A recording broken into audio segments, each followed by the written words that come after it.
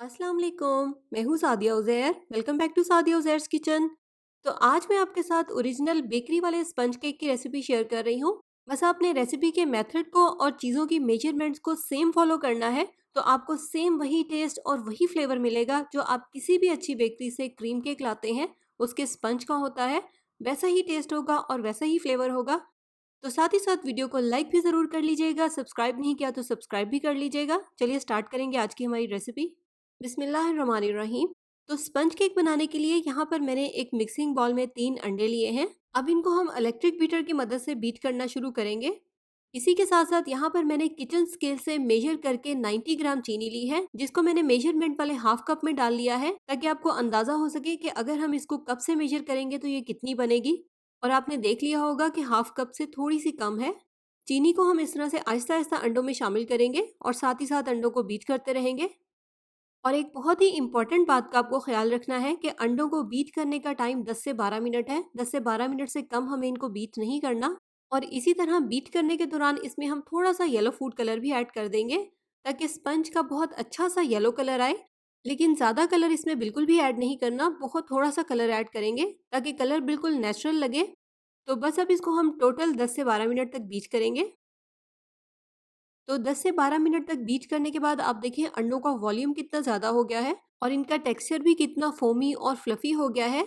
ये स्टेप इस केक के लिए बहुत ही इंपॉर्टेंट है क्योंकि बेकरी वाले स्पंज केक में baking powder, baking soda, oil, butter, घी वगैरह कुछ भी ऐड नहीं होता।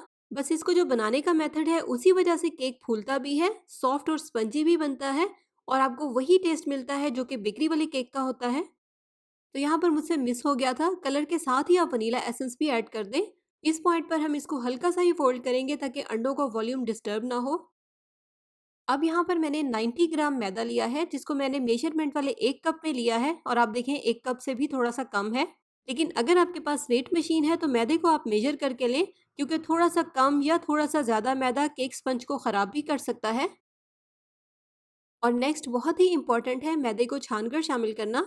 3 से 4 पोर्शंस में इसको डिवाइड करके थोड़ा थोड़ा करके ऐड करना है और साथ ही साथ इस तरह से विस्क की मदद से बहुत ही जेंटली इसको फोल्ड करना है। अगर आप इसको बहुत ज़ोर ज़ोर से मिक्स करेंगे या एक साथ ही सारा मैदा ऐड कर देंगे तो बैटर का टेक्सचर बिल्कुल ख़राब हो जाएगा और फिर डेफिनेटली रिजल्ट में केक भी सही नहीं बनेगा।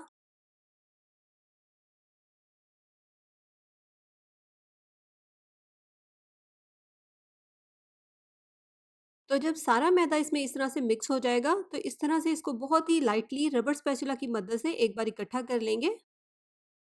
तो बैटर बनाने के बाद यहाँ पर मैंने 6 इंच के राउंड केक पैन को ऑयल से ग्रीस करके इसमें बटर पेपर लगा लिया है। इसमें अब हम केक बैटर डाल देंगे और इसे बेक करेंगे और इस तरह से 2-4 बार इसको टैप करेंगे ताकि अगर इसमें कोई बड़े बड़े एयर बबल्स हों तो वो निकल जाएं। आप इसको ओवन में भी बेक कर सकते हैं और पतीले में भी। ओवन में बेक करने के लिए आप ओवन को पहले प्री हीट कर लें। 180 सेल्सियस पर इसको तकरीबन 30 से 35 मिनट तक बेक करें। और यहाँ पर मैंने मीडियम फ्लेम पर 10 मिनट के लिए पतीले को प्रीहीट कर लिया था और आप देखें इसकी बेस में मैंने नमक की एक लेयर भी बिछा दी थी। इस तरह से पतीले की बेस थोड़ी सी थिक हो जाती है जिसकी वजह से बेकिंग बहुत अच्छी होती है और ये नमक बिल्कुल भी ज़ाया नहीं होता। हर बार बेकिंग के लिए आप इसी नमक का इस्तेमाल कर सकते हैं। उसके ऊपर इस तरह से आप कोई भी स्टील का स्टैंड रख दें या स्टील की प्लेट या बॉल को उल्टा करके रख दें। अब इसमें हम केक टिन रखेंगे और इसको हल्की आंच पर तकरीबन 35 से 40 मिनट तक बेक करेंगे। 40 मिनट के बाद यहाँ पर केक बहुत अच्छे से बेक हो गया है और मैंने इसको चेक भी कर लिया है। पतीले में से निकालकर पहले इसको रूम टेम्परेचर पर ठंडा होने देंगे और फिर उसके बाद इसको बेकिंग पैन में से निकालेंगे। और अब इस तरह से 2 या 3 जितने भी स्लाइसेस में आप केक की कटिंग करना चाहते हैं आप कर सकते हैं। तो स्पंज यहाँ पर हमारा फ्रॉस्टिंग के लिए अब बिल्कुल रेडी है। और फ्रॉस्टिंग करने से पहले इसको फ्रिज में रखकर अच्छे से ठंडा करें ताकि फ्रॉस्टिंग मेल्ट ना हो। और फिर उसके बाद आप इसके ऊपर बटर क्रीम फ्रॉस्टिंग लगाएं या क्रीम फ्रॉस्टिंग लगाएं, जो भी आपको पसंद हो। और यहाँ पर मैंने इसकी 3 लेयर्स में कटिंग की है। बिल्कुल बेकरी वाला बहुत ही ज़बरदस्त केक स्पंज बनता है। आपने इसको एक बार ज़रूर ट्राई करना है।